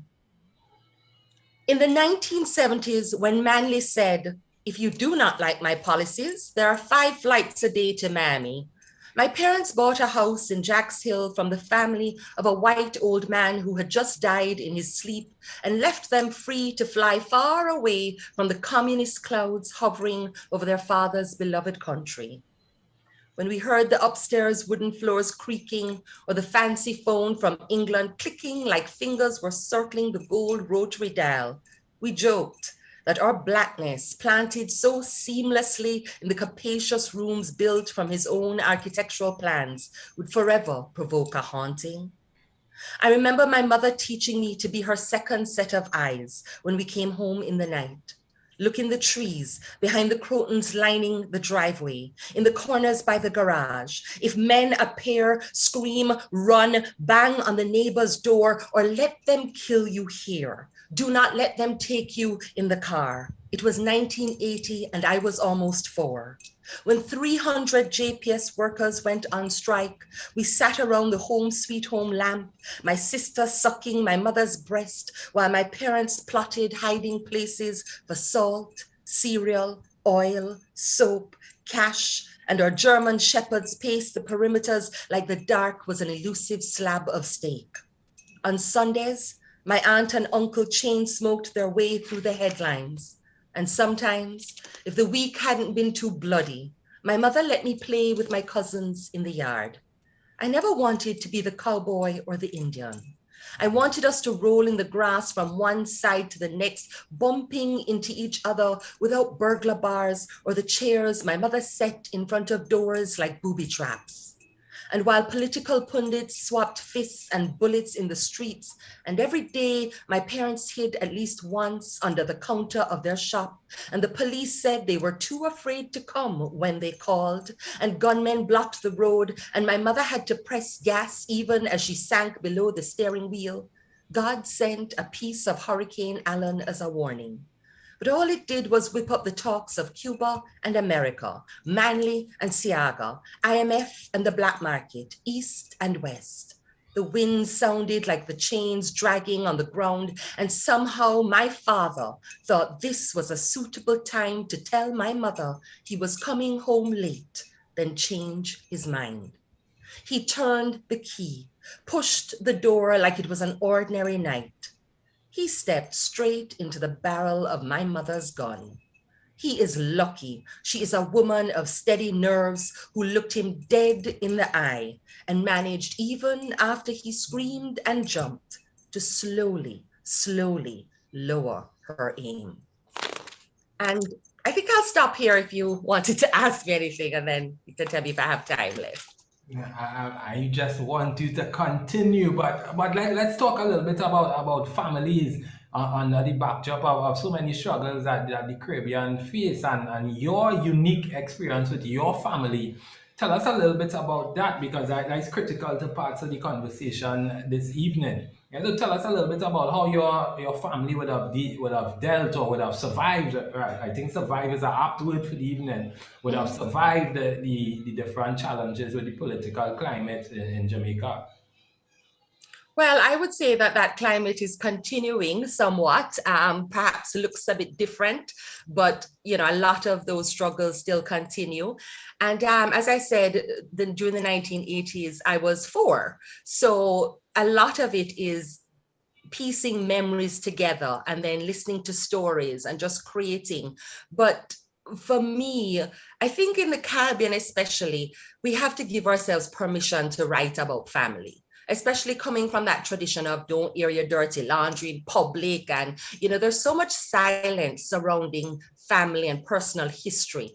And so I think it's important to overcome that and find a way to connect the personal history with that kind of public and collective history. And so that's important to me. I'm just writing based on my memory, honoring what is my truth. And that's what I do through my poetry. Oh, thanks very much for that. I really appreciate that idea. And I never really thought of it in that way. And I mean, looking at work, you'll hear about the lovers, you'll hear about the historical context, but the family is always a very a unique area to delve into for the writers. And I never thought of it from that perspective of us having to find that permission. So Tanya, I'm gonna allow you to continue on. We have some more time, sir. Okay, I'll read one and then after you can tell me how we are in terms of time. So this poem, Pick and Shovel, was commissioned for the anthology Unwritten Caribbean Poems After the First World War. And so as Caribbean people, we were asked to write poems imagining based on going through the archives what we thought Caribbean soldiers in the World War went through. Pick and shovel. Mabel, I spilled my seed on the mound of your thigh, put off plans for making a baby so I could go to show I was man enough, hold a machine gun, feel the heft and shine, know it was mine to shoot a white man, even if it wasn't the one who pushed you down onto his bed the first day you went to clean his house on the hill, his wife loitering behind the door. Mabel, remember how you ironed my uniform front seam stiff like me about to enter you? I was sugar boy and dandy, the British flag flapping in my heart like I swallowed the empire stitch and word. Mabel, you looked real good standing at the dock, back firm like a woman who would wait on her man, waving. Mabel, it's only now I can tell you the truth. It's only when a lieutenant lay down a gun careless and he's snoring loud that I pick it up and rub it like it was God's crown or his punctured palm. Every day I walk with shovel over my shoulder, and when they say stop and dig, I dig myself into dirt. Sometimes I thought the trench was my own wet grave. Mabel, they say science show them black man too fool to fight, and it not right for a black man to shoot a white, even if he German, even if it mean we could lose all of Britain. Mabel, I know here we have to bow and shuffle, shimmy through back doors, but I never know I was that black until I step off that ship and hear them calling shit black, shoe shine black, back black, moon not out tonight black. Mabel, I stepped over bawling men, their blown off legs like Obia dolls, the shredded bits, pins and eyes. And the sounds, gunshots loud when fired, loud again hitting ground, the majors whistling, all of us bleating, my spit, metal and smoke. I walked hunched over on tiptoe, zigzag, checking for traps. Maybe it's true I am an ape. Because Mabel, oh no, I can't stand up straight, and I never want to come back to you like this. I wanted medals on my lapels. I wanted me and a few white men to walk side by side off the ship. You running like a newsreel to press all that waiting into me. Your breast like a pay raise from the Prime Minister himself. But here I am, Mabel, at the foot of your bed. I am ghost survivor, spirit black like a Bible cover. And though you can't see it, I'm holding a gun. And I think that's me for time. Tanya, we taking one more, Tanya. We taking one more. All right, I'll breeze through this one then. This is I thought it was a lighter one when I wrote it, but based on this pandemic, I don't know. Ode to the Mosquito. Mosquito 1, Mosquito 2, Mosquito jump in a hot galaloo. O malevolent harbinger of chikungunya, evader of elaborate nets, zappers, sprays, I salute your resilience to DEET, eucalyptus, lemongrass, and lavender. Even duppies who rebel against the smell of garlic praise your immortal spirit. O minuscule musician buzzing long after the crickets and birds play their last night song, how you swirl ballerina-like in the death smoke rising from coils and candles. O Callicidai, born from barrels of water, quenching our thirst in times of drought, like small gods, your women reign on our skin, then take our blood into their six-chambered mouths. O mosquito, unsatisfied with your feeble sting, you transmit a potent virus, 7 days of fever and years of bone-deep aches. You are omnipotent and omniscient. O mosquito, a nursery rhyme will not suffice in glorifying your name. We beg your pardon for assuming you'd be silly enough to jump into a steaming pot of seasoned greens. Instead, I give you this body as sacrifice. O mosquito, let the cacophonous chorus of my knee joints say amen and hallelujah. Let the recurring back pain and pop dung be a testament to your infinite power. O mosquito, the season of rain is coming. Have mercy upon us. Thanks, Darren. Cut language, man. Tanya, I glad you Big up welcome. Velma. I glad you welcome the mosquitoes, because not me and that chikungunya at all. We don't have the vaccinator, all kind of thing already. Tanya Shirley, Brooklyn Caribbean Lit Fest. What a riveting performance, and what a great way to continue the Laureates of the Caribbean. We are winding down, but we are having lots and lots of fun. And of course, I want to express my gratitude to Tanya for taking her time to come and share such diverse work with us and reminding us that poetry is so many different things. And that's what the Laureates of the Caribbean is all about. We have been to Jamaica, we have been to Canada, we have been to St. Lucia, we have been to Puerto Rico and the Bronx. Now it's time to head to Trinidad and Tobago and Brooklyn and a little bit of New York and a little bit of almost everywhere. St. Mary's College in the house. I had to take time to make up my school work. St. Mary's College in the house. And listen. It's important. It's always important for us to continue to recognize how our writers continue to contribute to the great landscape that we have. And the next person on stage who's gonna bring the curtains on this moment has actually been a great contributor, collections wide, piece after piece. You could check out the website. It was an absolute pleasure of mine to meet him and to engage with his work in this sort of way. So you ready to wind down? But before you wind down, some people didn't know Laureates of the Caribbean going on. So those who watching, you all have to share me out. Hit it one last share. Hit the video one last share, one last like, so people could get the climax of this particular event right here. Right? You are in the Brooklyn Caribbean Lit Fest, and we have a Trinidad-born poet. He divides his time between Brooklyn and New York and his native island. St. Mary's old boy, graduate of Howard and Columbia, where he had the opportunity to be under the tutelage of luminaries as the great folk poet Sterling Brown, and of course Nobel laureates Derek Walcott, Joseph Brodsky.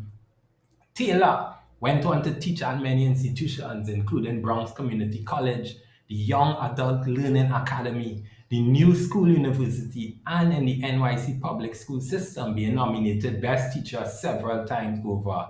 Now retired, he devotes most of his time to his writing, having published 6 collections of poetry to date. They are An Island of His Own, The Goat, Gone Away, No Backdoor, which won the Patterson Poetry Prize for sustained literary achievement, The Waving Gallery, and Voices Carry. Once a member of the infamous Bud Jones Poet, he read widely to diverse audiences and responsible, together with his friend, journalist Dawad Phillip, for the long-running Flash and Thunder reading series at Brooklyn's Restoration Center. Come at the hour, come at the man, Mervyn Taylor. Welcome to the Brooklyn Caribbean Lit Fest, and the stage is now yours, sir. Thank you, Darren. And thank you, fellow readers. Exciting stuff. And thank you for the Brooklyn Lit Corporation here for having put this together. This is wonderful for a Friday evening during the pandemic. By the way, Darren, you left out the most important book, the latest one, which is Country of Warm Snow. Oh. All right. Okay.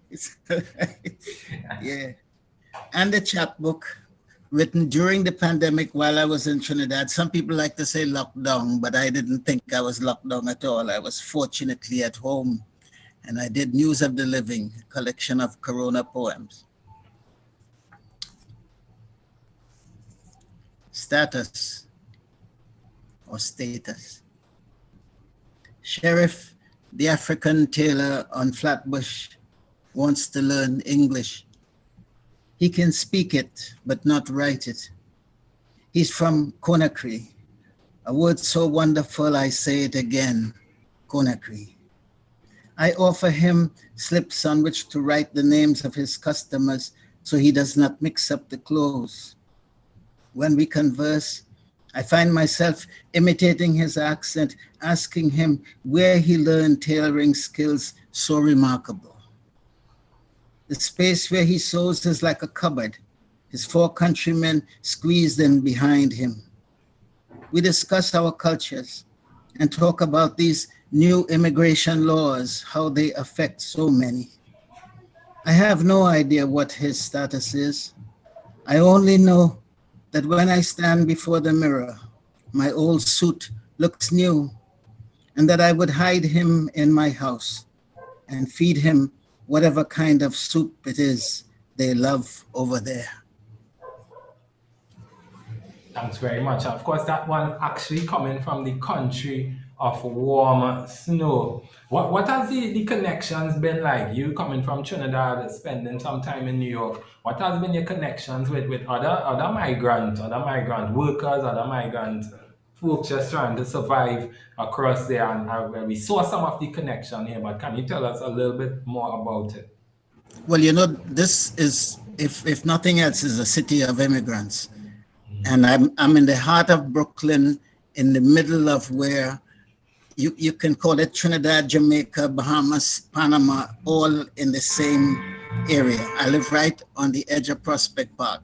And for this whole pandemic season, you know, there was no Juve parade this year. So every piece of the Juve reenactment you can imagine took place in Prospect Park, literally under my window.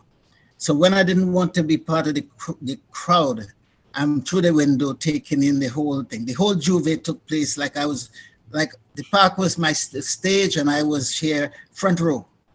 So Flatbush Avenue, African tailors, all the food you can imagine, everything. So the whole experience is right in this moment here. So I am not in Trinidad, but I might as well be, because every morning I open the window and there's the guy across the street from me with the fruit stand is jamming reggae all day, and sometimes wait 1 o'clock in the morning. I gotta close the window because it's a whole lot. It's a whole lot. Yeah, thank you. Thanks very much. You could give us some more poetry, Mr. Mervyn Taylor.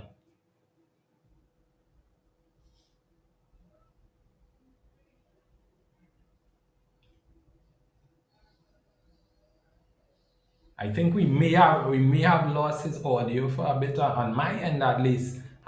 You could just good. Oh, good. I think you're back here now. Yeah, yeah. All right. Yeah. So I met him.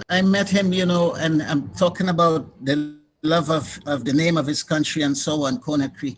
And I saw him last week because the source of the poem, I like to revisit it all the time, you know, to see. And the thing is, he doesn't speak. He speaks English, but he can't read it. So I had to take the poem there to actually read it to him and share it with him, you know. And he was telling me about the coup that just took place in his country, in Guinea-Bissau.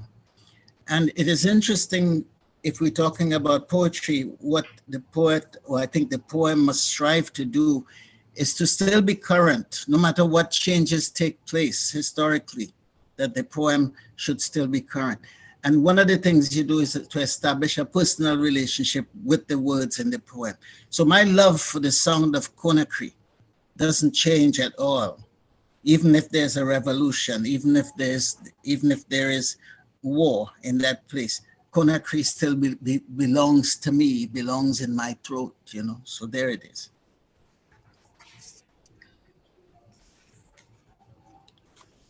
Begging a lodging.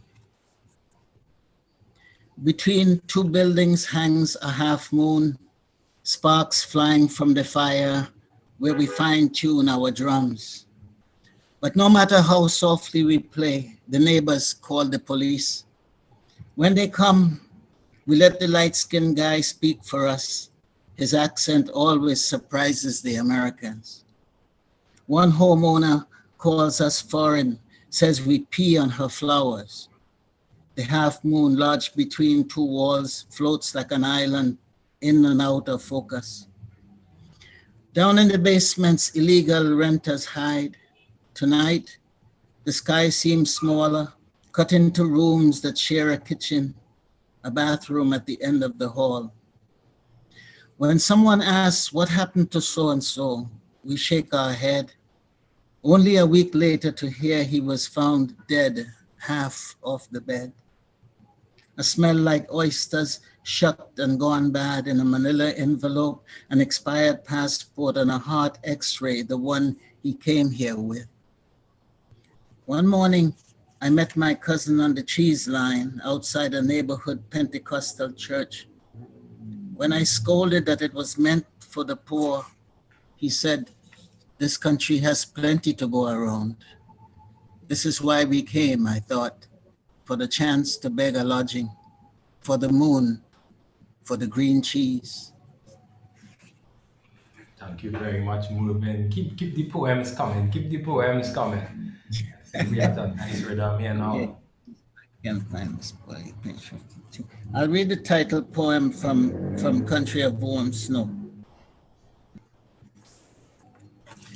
The idea of warm snow came to me because I thought about what an immigrant would want more than anything visiting a place like America or Canada. That the snow is beautiful and so on, but if we had a wish, it might be that snow should be warm. Country of warm snow for Courtney. You stopped by, feet swollen from sleeping, sitting up.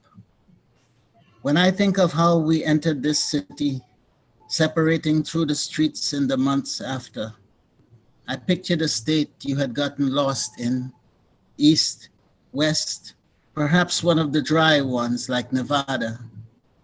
Never afraid to dream, your idea of America remained what we had seen in the movies. Fields where men keep rounding the bases, cheeks red with October chill. That first winter you said the snow looked warm, and now someone's promised you a cot in a basement. You grin with delight, as if the offer has redeemed whatever wrong was done to you. Truly capturing the migrant experience, Movement. Of course, being abroad for so long, I guess it'll naturally come out, it'll start to naturally come out in the work, especially as I said in the beginning, one of the roles of the poet is always to remain relevant within the moment. Yeah. So you could continue on, Moving. Yes, I'm going to a poem close to me. Let me see what page is this, sorry. Which collection here you're going to now? This is Voices Carry. Voices Carry, yeah. Voices Carry. A title again from an experience at home. I was talking to a friend of mine while we were visiting there, and we were talking outside in the lane, just conversing, and he said, shh, voices carry. And the truth is, in a Caribbean night, standing outside, somebody from 2 blocks away can hear you. That is how it is in the islands. And that is where this came from. I'm trying to find this. I thought I had all these titles, these pages written down. Let me see. Okay. Maybe I should read something else in the meantime.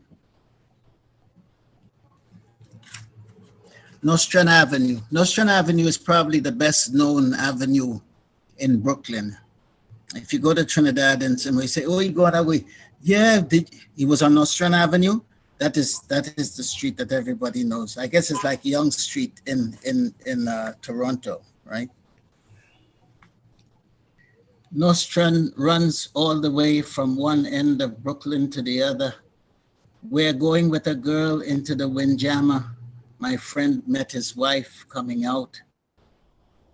Around midnight, the Kings County crew gets off at Clarkson, speaking of being so tired of early retirement and which handsome doctor they'd like to take home once the house in Toko finished and the old bones hold up. They know every scar, every bullet that goes off in East New York. Nobody knows why the young man who got on at Eastern Parkway cried and cried until he got off at Empire. Mother dead, father dead, who dead? Now where Nostrand intersects with Fulton, down from where the crowd crossed between Terrace and Fight Back on Saturdays, the hipsters sit eating roti and drinking lattes. Upstairs on Franklin, Evelyn's mural has faded. The ball proprietor gone, his parts scattered all over the island. Preacher closed up his barber shop, where once you could get anything from suits to shoes. And he went back to Marabella, moving into the old house his mother left him, declaring war on the squatters. He can hardly recognize Susie, who vanished the night they danced in Front Runners, and he ran out on the avenue looking. Right. I'm moving. All these stories here, they seem very personal and connected to you. Are all these stories that you might have had a personal involvement in, or are they voices? Are they voices from different people that you may have spoken to? I partied a lot in these places on Nostrand Avenue. So I was privy to a lot of these exchanges between men and women and everybody. 4 o'clock in the morning, 5 in the morning. At one time, we used to leave home to go to the party at 4 o'clock. Whenever I went back to Trinidad, it was a shock because people would go to a party in Trinidad at 9 or 10. They don't want to get there late. Not in New York. New York, you leave home at 3 in the morning because you're not coming back. You're not coming back until 10 o'clock. So that's how. So a lot of this, I witnessed this stuff in person. I'm not calling names. No names. You got to protect the innocent, right? But these are people that I know. So this is a poem where I returned home. I try to go home every year.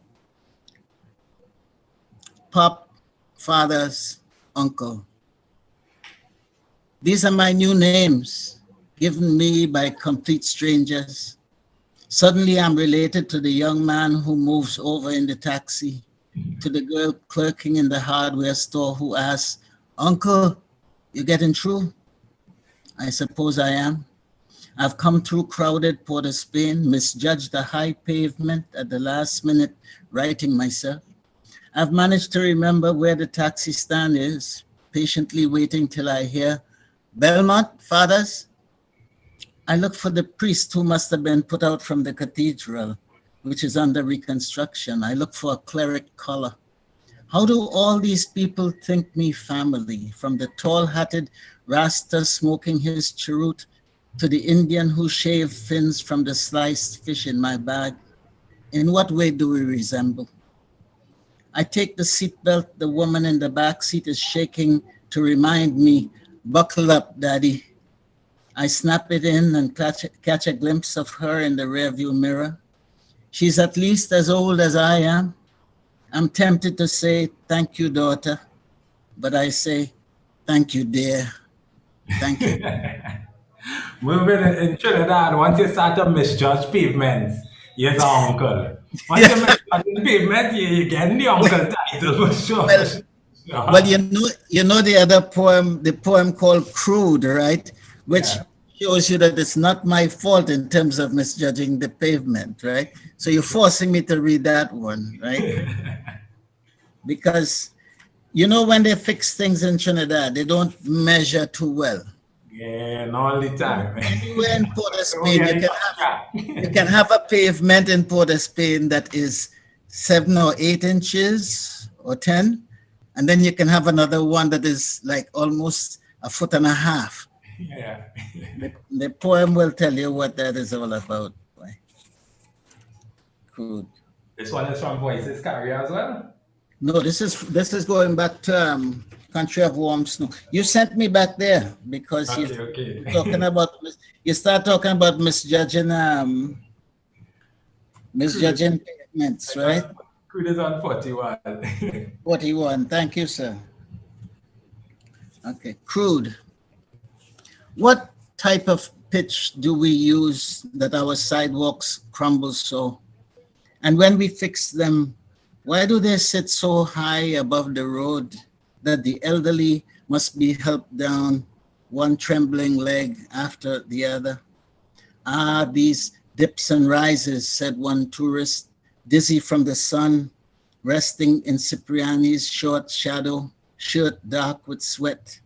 Still, he seems happy, munching on his doubles, the wife nearby taking pictures. Tomorrow they'll visit La Brea. Their guide will explain the nature of crude, how it glazes the streets of London and Washington. But here, it makes turtlebacks of our lanes, breaks up our step, as Joy does for Miss Dickinson, my poetry teacher, explained. Great description. Especially in La Brea. In La Brea, for those who don't know, in La Brea, La Brea is where the pitch lake is, where the pitch actually comes from that builds roads all across the world. And the roads can't sit straight. They can't sit straight. We make the pitch is ours, but for other people, you know. It come like Barbados. Barbados send away their best sugar to England and so on. And then we have sugar with stones in it. So this is how we have room for probably about a couple more, probably 2 more. Okay, all right. I wanted to read one about these children. Let me see if I can find it. It's called Day of the Virus, and this is the book written during the pandemic in Trinidad called News of the Living. Yeah. Day of the Virus. And I think I was going to the supermarket and I passed by this house in a closed-in garden, and I heard these voices, children, and it struck me how children were experiencing this pandemic in their own world in a different way from how we had it. Behind a wall, small voices. Children play unseen in an overgrown garden, paving stones leading to a closed gate. They remind me that this curfew is temporary. They're safe from the madman who walks into the grocery shouting the things that are on his list. Bread, Vienna sausage his mother fixed before she passed. The wall around the garden is high. Their game is magical, mother-in-law tongues for swords, lilies for hearts. They swash and buckle, have tea under an almond's broad leaves. Sheltered from the disease now plaguing the world, they sip and use adult words like devastation. And I'll read just one more, okay? And this is a recent poem called Survivors. Sunday night, The Haitians exit the park, horns blaring, singing rah-rah, like there's a conductor among them, gloves raised in the dark. I push the drummers aside, make my way to his black hat and ask, haven't you heard? It has happened again. Houses like rocks strewn about your yards, from Jeremy to Lekai, the digging continuing even as you sing. Not for a minute does he stop, the mouths all around us moving, voices growing in intensity, so I have to shout and go close to his ear. Only when I look down do I see his pants powdered with dust, as if he too had been deep in the rubble pulling out children, his gloves no longer white, the heads of the crowd when I turn covered too in dust. Not once do they stop blowing those horns, men and women staring through me at some island quietly rocking. Now their Creole becomes a growl, lightning illuminating the rescued, hands raised to identify themselves as the formerly buried, brought back to testify, yes, it is happening again. And they are the ones singing the loudest, rain drumming into their open mouths. Thank you. Thank you very much, Moving. And I know the love is there in the chat for the work, a wide scope of work coming in from Moving Taylor, who spends his time in Trinidad, in Brooklyn, Belmont to be more specific, and bringing all those experiences to life in his poetry. And truly an apt way to end the Laureates of the Caribbean.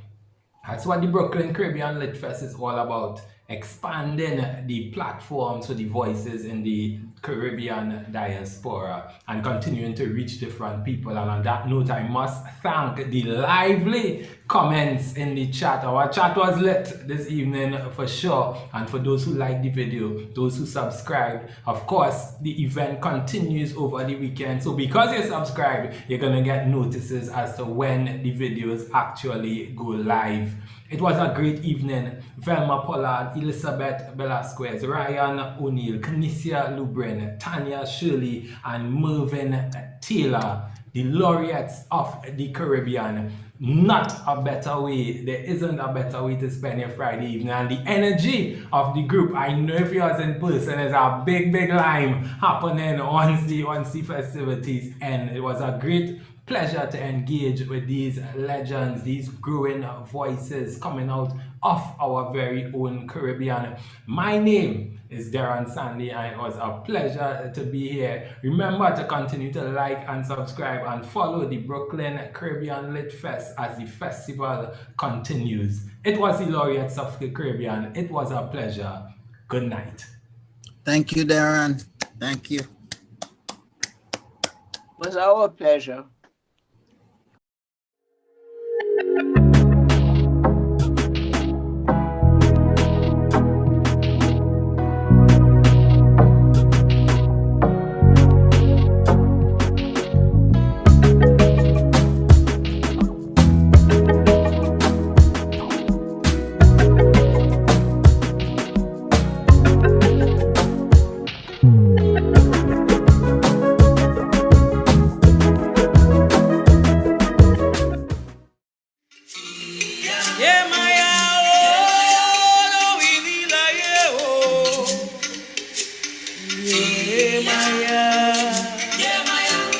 Yeah,